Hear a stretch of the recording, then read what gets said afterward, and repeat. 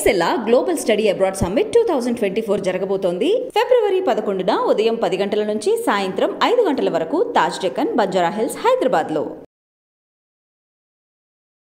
నమస్కారం, welcome to iDream. నేను విజిత. ప్రస్తుతం మనతో పాటు ఉన్నారు ప్రముఖ జ్యోతిష్య వాస్తు పండితులు, భారతీ శంకరాపీఠం వ్యవస్థాపకులు, వేదస్మార్త జ్యోతిష్య ఆగమ ధర్మశాస్త్ర ప్రతిష్టాంత పండితావర్యులు, బ్రహ్మశ్రీ అన్నవరపు తిరుపతి మూర్తి అవధాని గురుగారు మనతో పాటు ఉన్నారు. ఇప్పుడు గురుగారితో మాట్లాడదాం. నమస్కారం గురుగారు. ఓం శ్రీ మహాగణాధిపతయే నమః. గురుగారు, దీపారాధన విషయానికి వచ్చేసరికి ప్రతి ఒక్కరిలో కూడా సందేహాలు అయితే చాలా ఉంటుంటాయి గురుగారు. అసలు దీపం ఏ నూనెతో వెలిగించాలి, దీపారాధన ఎలా చేయాలి, ఎన్ని ఒత్తులతో చేయాలి, ఏ నూనె వాడితే బాగుంటుంది, ఇలాంటి సందేహాలు చాలా మందిలో ఉన్నాయి గురుగారు. వాటి గురించి కొంచెం మీరు తెలియజేయండి. ఇన్ని అపోహలు అనవసరం. ఎందుకంటే దీపారాధనకు ఒక శ్లోకమే చెప్పింది. ఓకే. సాజ్యం త్రివర్తి సంయుక్తం వహ్నినా యోజితం ప్రియం గృహాన మంగళం దీపం త్రైలోక్య తిమిరాపహ భక్త్యా దీపం ప్రయచ్ఛామి దేవాయ పరమాత్మనే త్రాహిమాం నరకాత్ ఘోరాత్ దివ్య జ్యోతిర్ నమోస్తుతే అని. ఏం చెప్పబడింది అందులో? 3 ఒత్తులు. ఓకే. మనం ఒక ఒత్తి వేసేస్తాం, లేదంటే 2 ఒత్తులు వేస్తూ ఉంటాం. 3 ఒత్తులు దేనికది? బ్రహ్మ విష్ణు మహేశ్వరులు ముగ్గురికి, 3 లోకాలకి కూడా తిమిరాపహ సంబంధించి 3 ఒత్తులు వేసి మనం దీపారాధన చేయాలి. అయితే ఇందులో కొన్ని విషయాలకి కుంభవత్తులు వేస్తాం. అది కుంభవత్తు ఒకటే ఉంటుంది. తర్వాత కామాక్షి కుంది అని ఉంటుంది, దానికి ఒకటే ఒత్తు ఉంటుంది.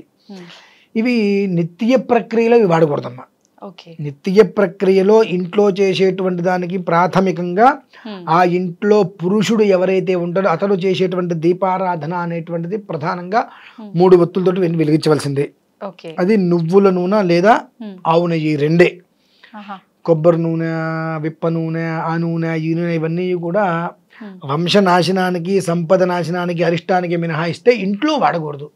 అంటే ఆ వంశనాశనం నేను అనకూడదు, కానీ ఎందుకు అనాల్సిన పరిస్థితి వచ్చిందంటే అది వద్దు అంటే వినరు. కొంచెం ఆ పదం అనేటువంటిది గట్టిగా వాడితే కొంచెం భయంతో అయినా అది వాడటం మానేస్తారు.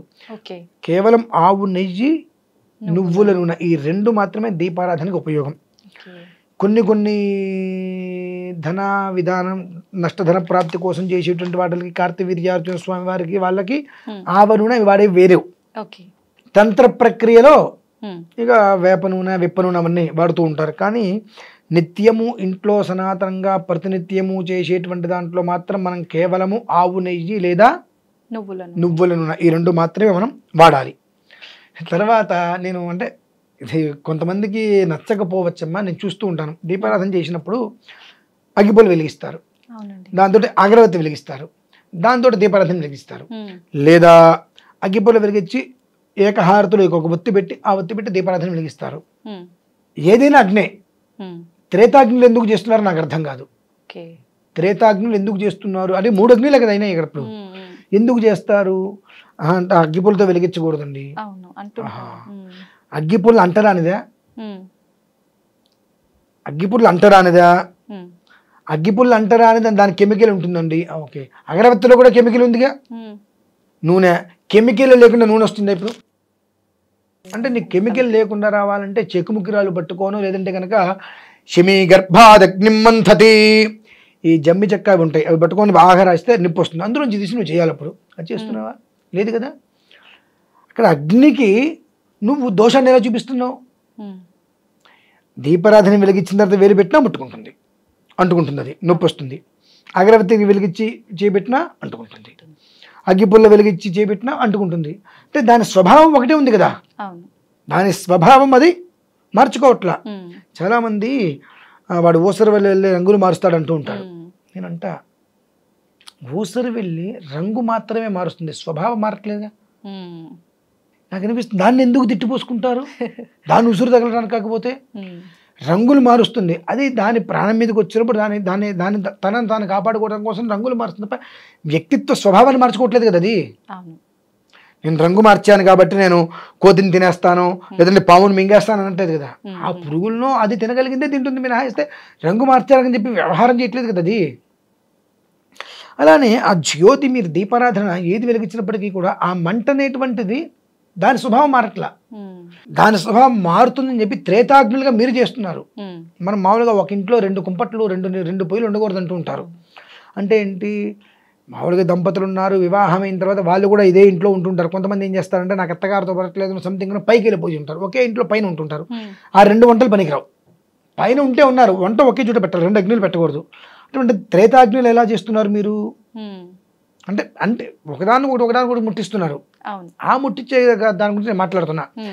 నువ్వు అగ్గిపుల్లు వెలిగించి అంటించేయి, దాంట్లో అంటించకూడదు అనేటువంటి అది పనికిరాంతి నువ్వు ఎలా భావిస్తున్నావు అంటే మన ఆలోచన అక్కడ. ఇటువంటివన్నీ కూడా మనస్సులో పెట్టుకొని శంక పెట్టుకొని అగ్నికి అంతరాంతరం చేస్తున్నాం కదా మనం. అగ్నిని ఏ అగ్ని పనికిరాదు అంటున్నాం. ఆహా, ఆ అగ్ని పనికిరాదు, ఈ అగ్నితో ఈ అగ్ని అంటించావు, అక్కడ కూడా దాని వల్లే కదా. అదే దీంతో దీపారాధన చేయవు. ఏంటంటే దేని నుంచి వచ్చింది అగ్ని నీకు? ఆ పొల నుంచి వచ్చింది, మనం వద్దనుకున్నామో దాని నుంచే వచ్చింది. అంటే ఈ చిన్న ఆలోచన ఎందుకు చేయట్లేదు అంటే ఇటువంటివి చేస్తూ ఆ లోపల అనుమానాలు ఉంచుకొని ఇటువంటివి చేస్తూ ఉంటే మనకు ఎందుకు ఫలితాలు వస్తాయమ్మా? ఇంకా దీని మీద అనవసరమైనటువంటి అపోహలు వస్తూ ఉంటాయి. ఇంకొంతమంది దీపారాధన పెట్టేసిన తర్వాత అందరూ కూడా అర్థం చేసుకోండి, చెప్పేటువంటిది ఏదో నోటుకు వచ్చింది అని చెప్పట్లేదు. మనం ప్రతినిత్యం చేసేటువంటి చిన్న పొరపాటు చిన్నదే కదా అనుకుంటాం. జీవితానికి ఉదాహరణకి తీసుకోండి, జీవితం బాగుపడాలన్నా నాశనం కావాలన్నా చిన్నది చాలు, అంతకుమించి పెద్దది అవసరం లేదు.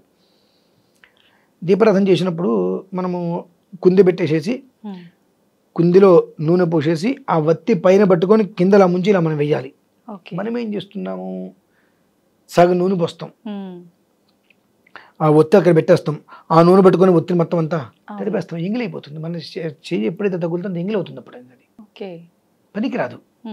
చేతితోటి ఆ ఒత్తిని మనం అంటించేస్తున్నాం, అదే మళ్ళీ వేరే దానికి అంటించేస్తున్నాం, దీన్ని వేరే వస్త్రాన్ని తుడుస్తున్నాం, ఆ వస్త్రంతో మనం మొహం తుడుచుకుంటాం, మూతి తుడుచుకుంటాం, అది ఎంగిలి వస్త్రం మొత్తం అంటి చేసేస్తున్నాం. అక్కడ మనం దేనికి ఒక వ్యవస్థ ఏర్పాటు చేయట్లా. మామూలుగా పెట్టిన తర్వాత దీపారాధన వెలిగించిన తర్వాత బొట్లు పెట్టిన తర్వాత మళ్ళీ నూనె వడ్డిస్తూ ఉంటారు. చాలా తప్పు పద్ధతి అది. జ్యోతిష్మతీం త్వా సాధయామి, జ్యోతిష్కృతం త్వా సాధయామి, జ్యోతిర్విధం త్వా సాధయామి. నువ్వు ఎప్పుడైతే కనుక దీపారాధన చేద్దాం అనుకున్నావో నిండా నూనె పోసి ఒత్తిడి వేసి వెలిగించిన తర్వాత అందులో నూనె చివరి వరకు వచ్చింది అనుకున్నప్పుడు నూనె పోయి అంటే వినహస్తే వెళ్ళంగానే మారు వడ్డనా అని చెప్పి కరెక్ట్ కాదు. ఇప్పుడు కూడా 1, 2 ఆ నూనె పోసే విధానంలో కూడా మనం డబ్బా అయితే పోసేస్తూ ఉంటాం. చిన్న గ్లాసులోకి తీసుకో, కప్పులోకి, లేదంటే ఒక స్పూన్తో తీసుకొని పోయి. ఎందువల్లంటే శాస్త్ర ప్రమాణంగా చెప్పాలంటే ఒక వాటర్ బాటిల్లో నీళ్లు కాసిన తాగి అక్కడ పెడితే మళ్ళీ మనకి తాగడానికి పనికి ఎత్తి పోసుకొని ఎంగిలే. ఎత్తి పోసుకొని ఇచ్చారండి అంటారు. ఎత్తి పోసుకుంటే మాత్రం నా నోటికి నాలుగుకి ఆ వాటర్కి నోటికి కనెక్ట్ అయింది కదండి. ఇప్పుడు హీటర్ పెట్టండి, సగం నీళ్ళు ఉంటాయి అందులో, ఎత్తి నేను పైనుంచి నీళ్ళు పోస్తున్నట్టు షాక్ కొట్టదా? కొడుతుంది. ఇప్పుడు నేను ఎత్తి పోసా అండి అంటే ఎలా పోసినా ఆ కనెక్షన్ అయితే ఉంది కదా. ఇవి కొన్ని ఉంటాయి కాబట్టి వజ్రంతో తీసును నిండా పోసేసుకో. 2 అంటే దీపం వెలుగుతున్నప్పుడే అట్లా చేయాల గురుగారు? నార్మల్గా మనం కుందిలో పోసే ప్రతిసారి ఇదే ప్రాసెస్ పాటించాలా? అంటే ఓకే, విడిగా చెంచా ఎత్తిపోయింది ఎప్పుడు కూడా, చెంచాతోటి తీసుకుని పోసుకుంటూ ఉండాలి చక్కగా. 2 ఇంకొక విషయము, దీపారాధన చేసినప్పుడు మనం వెంటనే వెలిగించాం కానీ అలా వెలిగిస్తాం. అక్కడ వెలిగించి ఇటువైపుకి ఎండ్ చేస్తాం. అవును, కానీ ఎప్పుడు కూడా ఉత్తరానికి ఎండింగ్ చేయాలమ్మా. ఉత్తరం అంటే ఎడమ చేతి వైపుకి ఎండ్ చేయాలి ఎప్పుడు కూడా. దక్షిణ సమాప్తి ఎప్పుడూ పనికిరాదు. ఉత్తర సమాప్తి అనేటువంటిది వృద్ధి తీసుకొని వస్తుంది. మనకు ఇటు కూర్చుంటాం, మనం ఎటైతే కూర్చుంటామో కూర్చున్న దానికి కుడి చేతి వైపుకి దక్షిణం, ఎడమ చేతి వైపుకి ఉత్తరం. మనం ముందు దక్షిణం వైపు ఉన్నటువంటి దీపం వెలిగించిన తర్వాత ఉత్తరం వైపు వెలిగించి సమాప్తం చేయాలి. మనం ఏం చేస్తామంటే వెంటనే వెలిగించగానే అటు వెళ్ళిపోతుంది చెయ్యంత. అంటే మనకు అక్కడ అది ఉత్తరంగా మనం భావించట్లా. ఎడం చేతి వైపు సమాప్తం ఎందుకు మొదలు పెట్టాలి? ఎడం చేతి వైపు ఉంది కదా, ముందు ఇక్కడ మొదలు పెడితే ఎడం చేతి వైపు మన సమాప్తం అది పనికిరాదు, కుడి చేతి వైపు సమాప్తం చేయాలన్నట్టుగా భావిస్తూ ఉంటాం. కానీ దక్షిణం వైపు మొదలుపెట్టి ఉత్తరం వైపు సమాప్తి చేస్తే అది వృద్ధి చూపిస్తుంది. ఈ దీపారాధనలు అనేక విధానాలు, ఇవి ఎంత చెప్పినప్పటికీ కూడా ఎవరికి వాళ్ళకి కొన్ని అపోహలు పోవండి. మేము ఇంతే చేసాం కదా, మేము ఇంతే చేసాం కదా, బాగానే ఉంది. లేదండి మా పూర్వీకులు ఇలా చేశారండి, మంచిది. మీ పూర్వీకులు ఉంటున్నావా, ఉండగలుగుతున్నావా? మరి మా పూర్వీకులు ఇలానే చేశారు, నువ్వు ఎలా మాట్లాడుతున్నావు? నువ్వు చూస్తే మీ పూర్వీకులు చేసినట్టు చేయాలంటే వాళ్ళు ఉన్నట్టుగానే ఉండట్లా. శాస్త్ర ప్రమాణం చెప్పబడిందిగా. ఆచారం అండి. ఏది ఆచారం? ఆచరించటం ఆచారం. ఆచరించటం అంటే ఏంటి? మనం అవన్నీ పాటించాలి. మనకేమీ తెలియదు, ఏదో అనుకోకుండా ఒకరోజు ఏదో పూజ చేసాం, ఆ పూజ చేసిన తర్వాత ఇంకోటి మనకది బాగుంది కాబట్టి ఆ పూజను ఆచారంగా తీసుకెళ్ళాం మనం.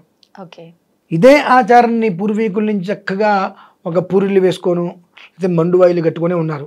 కానీ ఆ ఆచారాన్ని నువ్వు నాశనం చేసి విల్లా కట్టుకున్నావుగా, అపార్ట్మెంట్లోకి వచ్చావుగా, అది నీకు ఎట్లా పనికి వచ్చింది? అంటే నాకు ఇష్టమైంది నేను చేస్తే నాకు ఆచారంతో సంబంధం లేదు, కానీ నాకు ఇష్టం లేదు నువ్వు చెప్పావు చూసావు అది చేయాలంటే మా ఆచారం ఒప్పుకోదండి అంటాం. ఇటువంటి వాటి వలన అన్ని ఇబ్బందులే. కాబట్టి ఏంటంటే ఈ దీపం అనేటువంటిది ఆచారం కదండి, శాస్త్రం. దేనికి ఆచారానికి సంబంధం లేదు.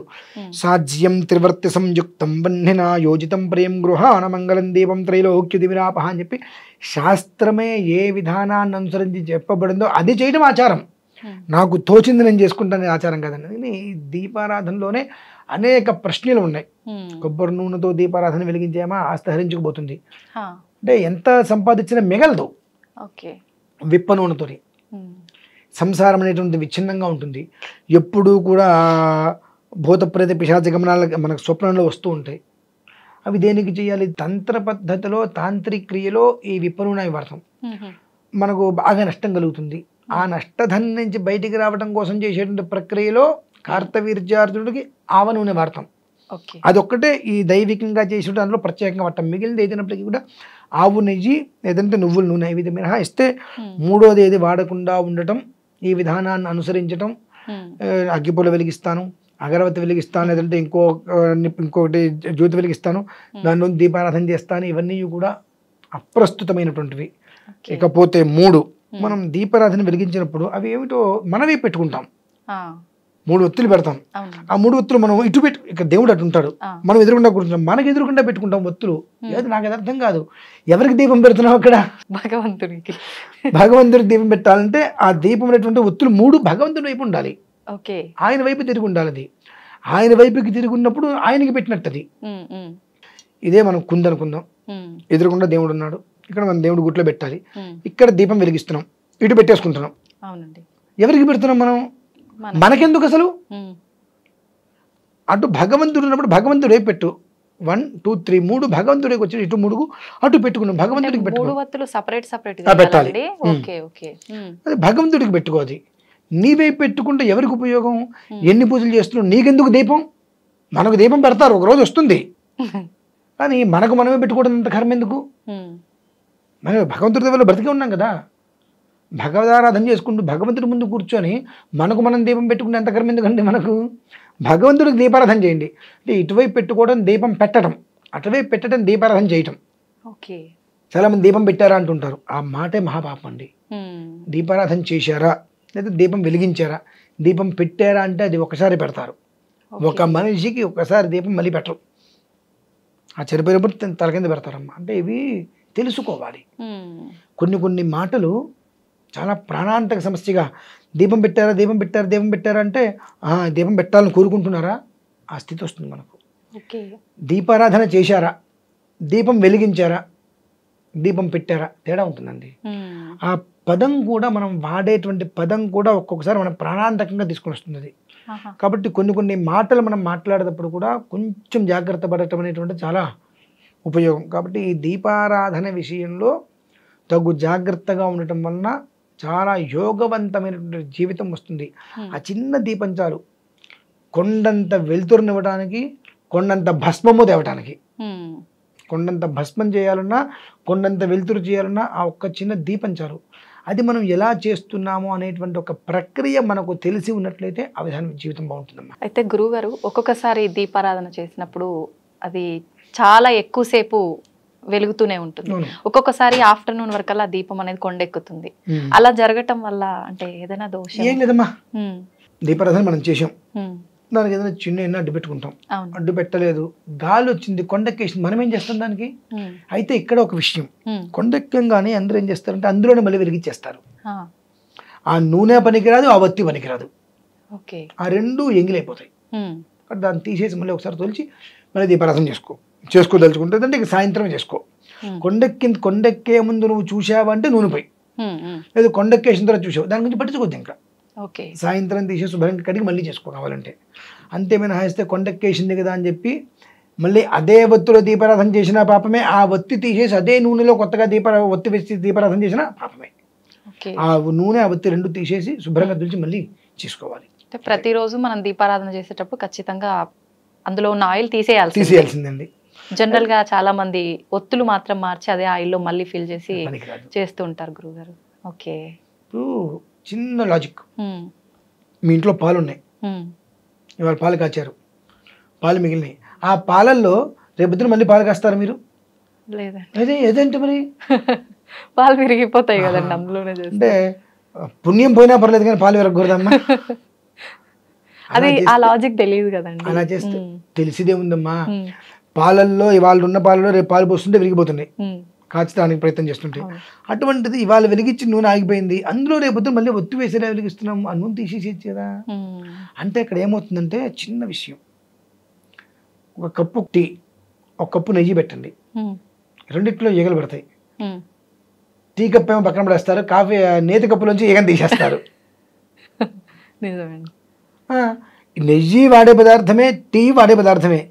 టీ 20 రూపాయలతో వచ్చేసేసింది, ఈ నెయ్యి ఇంత గ్లాసు ఉంటే 100 రూపాయలు పెట్టాల్సి వస్తుంది కాబట్టి ఆ ఏగని తీసేసి నెయ్యి వాడుకున్నారు. ఆ టీ 20 రూపాయలు కాబట్టి టీని పక్కన పడేసాం. ఇది పోవాలి, అది పోతేనే మనం బాగుంటాం. అది ఉన్నప్పుడు మనం ఎక్కడ బాగుంటాం అసలు? ఆ వ్యత్యాసం అనేటువంటి మనం చూపించద్దు. చూపిస్తావా నెయ్యి కూడా పక్కన పడే,